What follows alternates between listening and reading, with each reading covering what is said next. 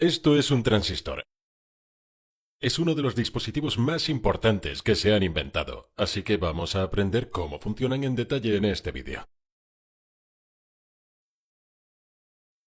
Los transistores tienen muchas formas y tamaños. Hay dos tipos principales, los bipolares y los de efecto de campo. En este vídeo nos centraremos en la versión bipolar. Los transistores son pequeños componentes electrónicos con dos funciones principales. Pueden actuar como interruptor para controlar circuitos y también pueden amplificar señales. Los transistores pequeños de baja potencia están recubiertos de una carcasa de resina para ayudar a proteger las piezas internas, pero los transistores de mayor potencia tendrán una carcasa parcialmente metálica que se utiliza para ayudar a eliminar el calor generado, ya que éste dañará los componentes con el paso del tiempo. Por lo general, estos transistores de carcasa metálica están unidos a un disipador de calor que ayuda a eliminar el calor no deseado. Por ejemplo, dentro de esta fuente de alimentación de corriente directa tenemos algunos transistores MOSFET que están unidos a grandes disipadores de calor. Sin el disipador, los componentes alcanzan rápidamente los 45 grados Celsius o 113 Fahrenheit con una corriente de solo 1,2 amperes.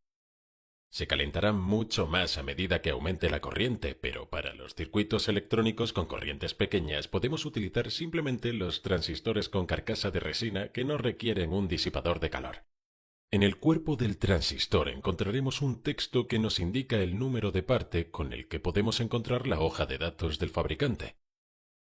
Cada transistor está diseñado para manejar un determinado voltaje y corriente, por lo que es importante consultar estas hojas. En un transistor tenemos tres terminales etiquetados como E, B y C. Esto significa el emisor, la base y el colector. Normalmente con estos transistores de carcasa de resina con el borde plano, la terminal de la izquierda es el emisor, la del medio es la base y la de la derecha es el colector. Sin embargo, no todos los transistores utilizan esta configuración, por lo que debe consultar la hoja de datos del fabricante.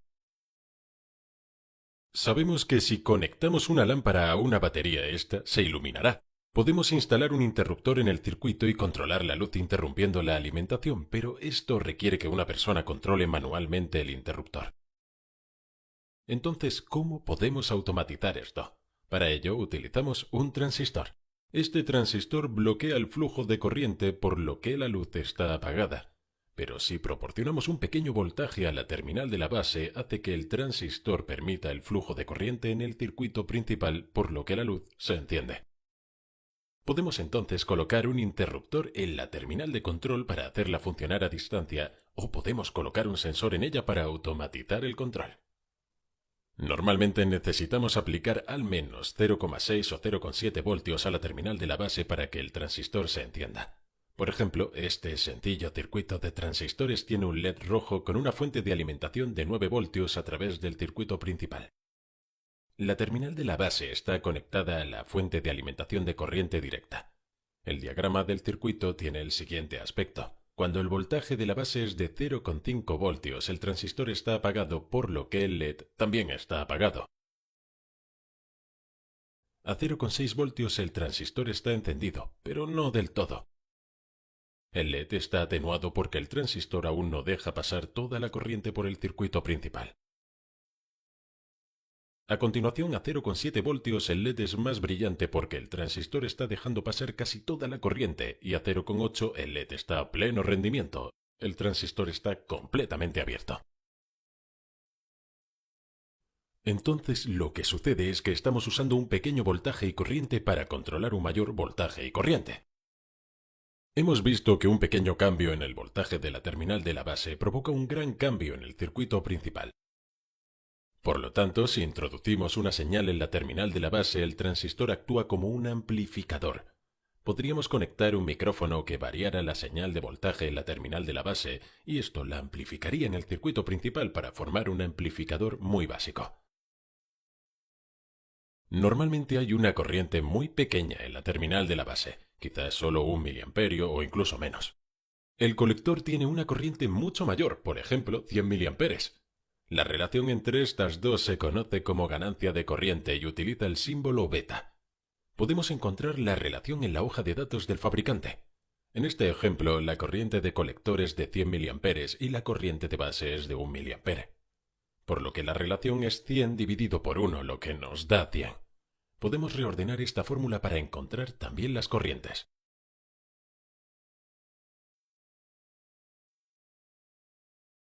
Tenemos dos tipos principales de transistores bipolares, el tipo NPN y el PNP. Los dos transistores parecen casi idénticos, por lo que tenemos que revisar el número de parte para saber cuál es cada uno. Utilizando un transistor NPN, tenemos el circuito principal y el circuito de control. Ambos están conectados al positivo de la batería. El circuito principal está apagado hasta que pulsamos el interruptor del circuito de control. Podemos ver que la corriente fluye por ambos lados hacia el transistor. Podemos quitar el circuito principal y el LED del circuito de control se seguirá encendiendo cuando se pulse el interruptor, ya que la corriente está volviendo a la batería a través del transistor. En este ejemplo simplificado, cuando se pulsa el interruptor hay 5 mA que fluyen hacia la terminal de la base. Hay 20 mA que fluyen hacia la terminal del colector y 25 que salen del emisor. Por tanto, la corriente se acumula en el transistor. Utilizando un transistor PNP tenemos de nuevo el circuito principal y el circuito de control, pero ahora el emisor está conectado al positivo de la batería. El circuito principal está apagado, hasta que pulsamos el interruptor del circuito de control. Podemos ver que parte de la corriente fluye fuera de la terminal de la base y vuelve a la batería. El resto de la corriente fluye a través del transistor y a través del LED principal y de nuevo a la batería. Si quitamos el circuito principal, el LED del circuito de control se seguirá encendiendo. En este ejemplo, cuando se pulsa el interruptor hay 25 mA que fluyen hacia el emisor, 20 mA que salen del colector y 5 mA que salen de la base. Por tanto, la corriente se divide en el transistor. Voy a ponerlos uno al lado del otro para que puedas ver cómo se comparan. Los transistores se muestran en los dibujos eléctricos con símbolos como estos. La flecha se sitúa en la terminal del emisor. La flecha señala la dirección de la corriente convencional para que sepamos cómo conectarlos en nuestros circuitos. Para entender cómo funciona un transistor, quiero que primero te imagines agua fluyendo por una tubería. Fluye libremente por la tubería hasta que la bloqueamos con un disco. Ahora, si conectamos una tubería más pequeña a la principal y colocamos una compuerta giratoria dentro de esta tubería pequeña, podemos mover el disco utilizando una polea. Cuanto más se abra la compuerta giratoria, más agua podrá fluir por la tubería principal. La compuerta giratoria es un poco pesada, por lo que una pequeña cantidad de agua no será suficiente para abrirla. Se necesita una cierta cantidad de agua para forzar la apertura de la compuerta. Cuanta más agua fluya en esta pequeña tubería, más se abre la compuerta y permite que fluya más y más agua en la tubería principal. Así es como funciona esencialmente un transistor NPN. Quizás ya sepas que cuando diseñamos circuitos electrónicos utilizamos la corriente convencional. Así que en este circuito de transistor NPN suponemos que la corriente fluye desde el positivo de la batería hacia las terminales del colector y la base y luego sale por la terminal del emisor. Siempre utilizamos esta dirección para diseñar nuestros circuitos. Sin embargo, eso no es lo que ocurre en realidad. En realidad, los electrones fluyen del negativo al positivo de una batería. Esto fue demostrado por Joseph Thomson, quien realizó algunos experimentos para descubrir los electrones y también demostrar que fluyen en la dirección opuesta. Así que, en realidad, los electrones fluyen del negativo al emisor y luego salen del colector y de la base. A esto le llamamos flujo de electrones. Las pondré una al lado de la otra para que puedas ver la diferencia entre las dos teorías. Recuerda que siempre diseñamos los circuitos utilizando el método de la corriente convencional, pero los científicos e ingenieros saben que el flujo de electrones es cómo realmente funciona. Por cierto, también hemos explicado en detalle el funcionamiento de una batería en nuestro vídeo anterior. Bien, sabemos que la electricidad es el flujo de electrones a través de un cable. El cable de cobre es el conductor y el plástico es el aislante. Los electrones pueden fluir fácilmente a través del cobre, pero no pueden fluir a través del aislante de plástico. Si observamos el modelo básico de un átomo para un conductor metálico, tenemos el núcleo en el centro y este está rodeado por una serie de capas orbitales que contienen los electrones. Cada capa contiene un número máximo de electrones y un electrón debe tener una determinada cantidad de energía para ser aceptado en cada capa. Los electrones más alejados del núcleo son los que tienen más energía. La capa más externa se conoce como capa de valencia. Un conductor tiene entre 1 y 3 electrones en su capa de valencia. Los electrones se mantienen en su lugar gracias al núcleo, pero hay otra capa conocida como banda de conducción. Si un electrón puede llegar a ella, puede liberarse del átomo y pasar a otros átomos. En un átomo metálico como el cobre, la capa de valencia y la banda de conducción se sobreponen, por lo que es muy fácil que los electrones se muevan. En el caso de un aislante, la capa más externa está repleta. Hay muy poco o ningún espacio para que un electrón se integre. El núcleo tiene un fuerte control sobre los electrones y la banda de conducción está muy lejos, por lo que los electrones no pueden llegar a ella para escapar. Por lo tanto, la electricidad no puede fluir a través de este material. Sin embargo, hay otro material conocido como semiconductor. El silicio es un ejemplo de semiconductor. En este material hay un electrón de más en la capa de valencia para que sea un conductor, por lo que actúa como un aislante. Pero como la banda de conducción está bastante cerca, si proporcionamos algo de energía externa, algunos electrones ganarán suficiente energía para dar el salto a la banda de conducción y quedar libres. Por lo tanto, este material puede actuar como aislante y como conductor. El silicio puro casi no tiene electrones libres. Así que lo que hacen los ingenieros es recubrir el silicio con una pequeña cantidad de otro material, lo que cambia sus propiedades eléctricas. A esto lo llamamos dopaje de tipo P y de tipo N. Combinamos estos materiales para formar la unión PN. Podemos juntarlos para formar un transistor NPN o PNP. Dentro del transistor tenemos la terminal del colector y la terminal del emisor. Entre ellos, en un transistor NPN tenemos dos capas de material de tipo N y una capa de tipo P. El conductor de la base está conectado a la capa de tipo P. En un transistor PNP esto está configurado justo al revés. Todo está recubierto de una resina para proteger los materiales internos. Imaginemos que el silicio aún no ha sido dopado, por lo que solo hay silicio puro en su interior.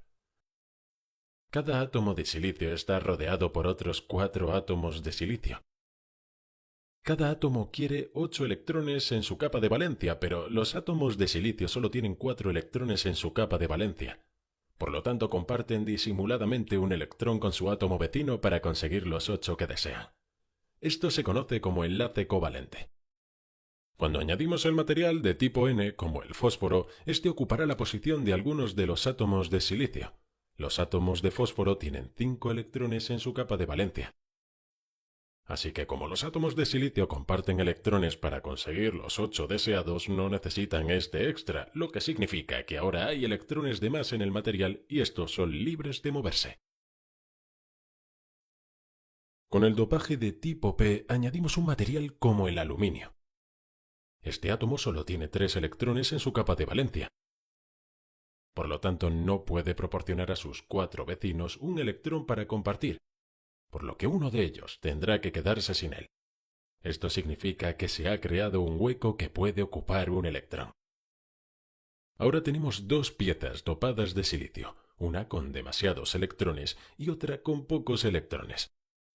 Los dos materiales se unen para formar una unión PN. En esta unión obtenemos lo que se conoce como región de agotamiento. En esta región, algunos de los electrones sobrantes del lado de tipo N se desplazarán para ocupar el hueco del lado de tipo P. Esta migración formará una barrera con una acumulación de electrones y huecos en lados opuestos. Los electrones están cargados negativamente y los huecos se consideran, por tanto, cargados positivamente. Así que esta acumulación provoca una región con carga negativa y otra con carga positiva. Esto crea un campo eléctrico y evita que se muevan más electrones. La diferencia de potencial a través de esta región suele ser de unos 0,7 voltios. Si conectamos una fuente de voltaje a través de los dos extremos con el positivo conectado al material tipo P, se creará una polarización directa y los electrones comenzarán a fluir.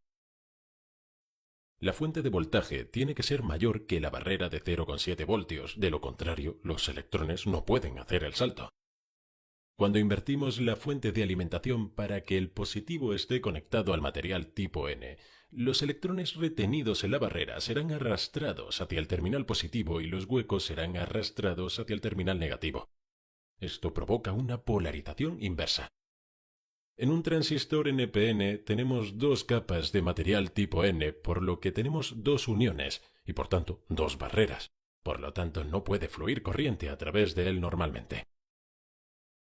El material tipo N del emisor está muy dopado, por lo que hay un gran exceso de electrones.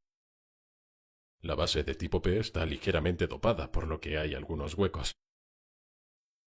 El colector de tipo N está moderadamente dopado, por lo que hay un exceso de electrones aquí. Si conectamos una batería a través de la base y el emisor con el positivo conectado a la capa de tipo P, se creará una polarización directa. La polarización directa hace que la barrera se colapse siempre que el voltaje sea de al menos 0,7 voltios. Así, la barrera disminuye y los electrones se precipitan para llenar el espacio dentro del material tipo P. Algunos de estos electrones ocuparán un hueco y serán atraídos hacia el terminal positivo de la batería. La capa de tipo P es delgada y está ligeramente dopada a propósito para que haya pocas posibilidades de que los electrones caigan en un hueco. El resto permanecerá libre para moverse por el material. Por lo tanto, solo una pequeña corriente saldrá de la terminal de la base dejando un exceso de electrones ahora en el material de tipo P. Si entonces conectamos otra batería entre el emisor y el colector con el positivo conectado al colector, los electrones cargados negativamente dentro del colector serán atraídos hacia el terminal positivo, lo que provoca una polarización inversa. Si recuerdas, con la polarización inversa, los electrones y huecos de la barrera son atraídos de nuevo al otro lado. Así, los electrones del lado de la barrera de tipo P son arrastrados hacia el lado de tipo N y los huecos del lado de tipo N son arrastrados hacia el lado del P. Hay un exceso de electrones en el material de tipo P, por lo que se moverán para ocupar estos huecos y algunos de ellos serán arrastrados al otro lado, porque el voltaje de esta batería es mayor, por lo que la atracción es mucho mayor. A medida que estos electrones son atraídos, fluyen hacia la batería, por lo que se desarrolla una corriente a través de la unión de polarización inversa. Un mayor voltaje en la terminal de la base abre completamente el transistor, lo que significa que hay más corriente y más electrones moviéndose hacia la capa de tipo P, y por tanto, más electrones son arrastrados a través de la polarización inversa. También vemos más electrones fluyendo en el lado del emisor del transistor comparado con el lado del colector. Bien, eso es todo por este vídeo, pero para seguir aprendiendo sobre ingeniería eléctrica, haz clic en uno de los vídeos que aparecen en pantalla y te espero en la siguiente lección. No olvides seguirnos en Facebook, Twitter, Instagram, LinkedIn y por supuesto en engineeringmindset.com.